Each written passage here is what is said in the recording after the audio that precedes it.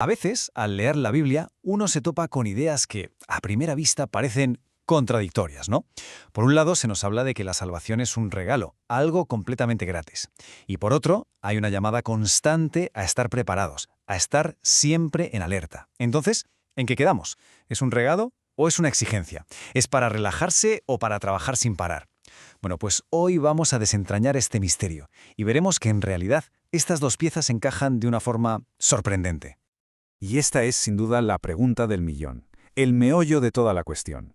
A ver, si la salvación es un regalo que no nos hemos ganado, si no depende de nuestros méritos, entonces, ¿realmente importa cómo vivimos? ¿Nuestras acciones del día a día tienen algún peso?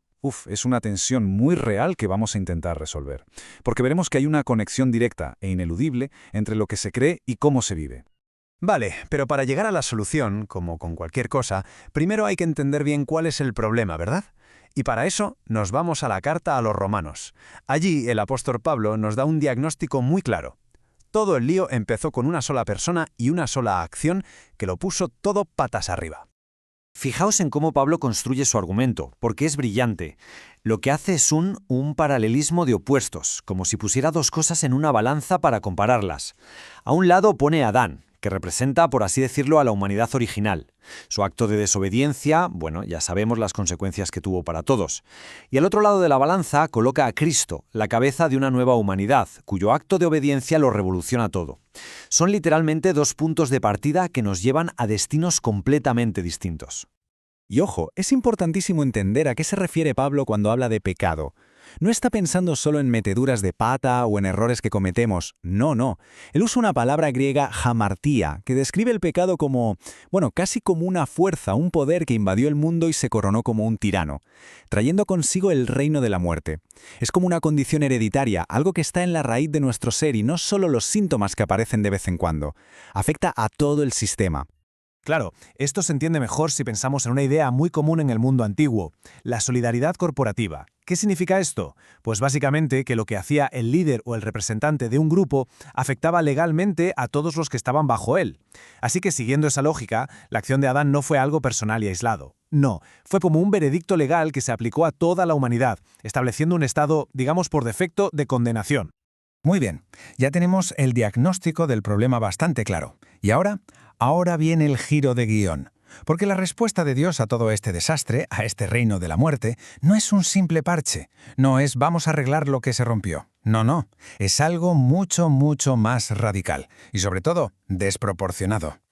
Aquí la palabra clave, la que lo cambia todo, es charis. En español, gracia. Es el antídoto perfecto para la amartía, para el pecado. Y es fundamental que entendamos esto. La gracia no es un sueldo que nos hemos ganado, no es una recompensa por nuestro esfuerzo. Por definición, es un favor que no merecemos. Es el motor, la energía que está detrás de todo lo que hizo Cristo. Un regalo, en el sentido más puro de la palabra.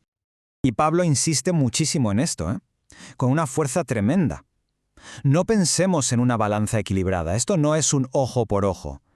Lo que Dios hace a través de Cristo no es simplemente poner un contrapeso al desastre de Adán. La escala, la magnitud de la solución, juega en otra liga. Está en una categoría completamente distinta. Y es que aquí llegamos a un palabra griego que es una auténtica pasada, hiperperiseudo. Fijaos en el prefijo, hiper. Es como cuando nosotros decimos super o mega para intensificar algo. Así que no es que la gracia simplemente abundara, no. Es que superabundó, mega abundó, se desbordó de una manera masiva. La solución no es solo más grande que el problema, es infinitamente mayor. A ver, para que nos hagamos una idea, imaginemos que el problema del pecado es una montaña gigantesca.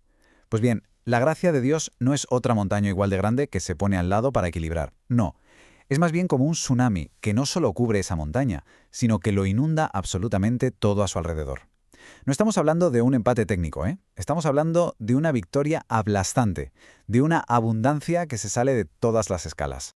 Entonces, el punto clave es que ese principio de solidaridad corporativa del que hablábamos antes, ahora funciona al revés, a nuestro favor.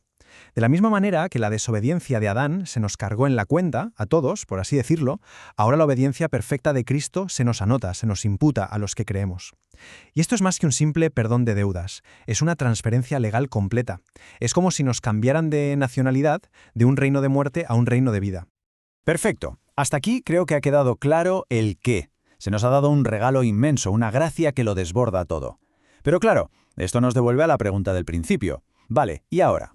¿Qué hacemos con esto? ¿Cómo se supone que se vive sabiendo esto? Para responder, vamos a saltar de la teología profunda de Pablo a las instrucciones súper directas y prácticas de Jesús. Y Jesús nos da dos imágenes que son clarísimas y muy potentes. Primero dice, ceñíos la cintura. En aquella época, la gente llevaba túnicas largas, y para trabajar o ponerse en camino, se las arremangaban y se las ataban a la cintura. Es, por tanto, una imagen de estar listo para la acción, lo contrario a estar de relax. Y la segunda imagen es, mantened las lámparas encendidas. Esto habla de una preparación interna, de estar listos para una espera que puede ser larga y que puede ocurrir en plena oscuridad. La palabra que usa el texto original griego para esta vigilancia es gregoleo. Y esto es interesante porque es un término que viene del mundo militar. Es la actitud del centinela que está de guardia por la noche. No está esperando de forma pasiva, medio dormido. ¿Qué va? Está en un estado de alerta máxima, constante. Es una disposición activa, espiritual, que tiene que definir toda la manera de vivir. Pero a ver, ¿para qué tanta exigencia? ¿Cuál es la recompensa por estar en este estado de vigilancia constante? Bueno, pues la respuesta que da Jesús es de las que te dejan con la boca abierta. Rompe por completo con todas las expectativas de su cultura y probablemente también con las nuestras. Esta es la gran pregunta que plantea la parábola. Después de tanto esfuerzo, de tanta espera y preparación, ¿qué es lo que se puede esperar a cambio? ¿Un ascenso, quizás? ¿Más poder? ¿Unas merecidas vacaciones? Pues nada de eso. Lo que Jesús describe nos va a romper todos los esquemas. Y aquí viene el giro de guión, el momento que lo cambia absolutamente todo. La recompensa no es que al siervo lo asciendan o le den una medalla. La recompensa es que el mismísimo amo se ata un delantal, invierte los papeles por completo y se pone a servirle la cena. Sencillamente, revolucionario. El verbo que se utiliza aquí en griego es diakoneo, de donde viene nuestra palabra diácono, y significa literalmente servir la comida, atender las mesas. A ver, que un amo se pusiera a servir a sus propios esclavos era una humillación, impensable en la cultura de la época, tanto judía como romana. Así que la recompensa no tiene nada que ver con el poder. Se trata de alcanzar una intimidad con el Señor que es sencillamente inconcebible. Bueno, pues ha llegado el momento de atar todos los cabos. Vamos a juntar el fundamento teológico que hemos visto en Romanos con la llamada a la acción de Lucas. Al unir estas dos piezas, veremos el cuadro completo y resolveremos esa tensión de la que hablábamos al principio. Y esta tabla lo explica de maravilla. Fijaos, a la izquierda tenemos el indicativo, es decir, lo que es verdad, lo que Dios ya ha hecho por nosotros. Nos ha cambiado de reino, nos ha dado ese regalo desbordante, es un hecho. Y a la derecha está el imperativo, o sea, lo que hacemos en consecuencia. Es la respuesta lógica. Precisamente porque hemos recibido ese regalo tan inmenso, vivimos preparados. ¿Se ve la conexión? La gracia no nos lleva a la pasividad, todo lo contrario. La gracia es el combustible que alimenta nuestra vigilancia.